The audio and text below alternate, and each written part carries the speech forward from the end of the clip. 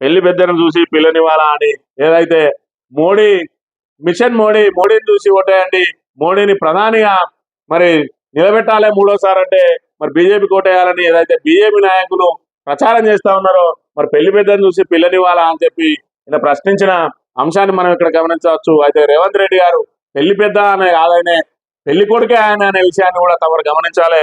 ఎందుకంటే ఇక్కడ వేసే ఎంపీ ఓటుకు ఆయన రేపు ప్రధానమంత్రిగా నిలబడేది.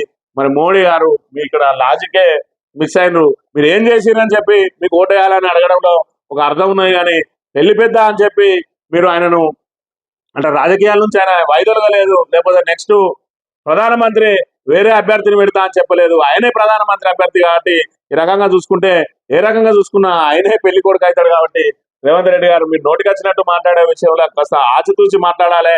ఆయన ఇదే మాట మీరు రేవంత్ రెడ్డి గారు ఆ రోజు ఏదైతే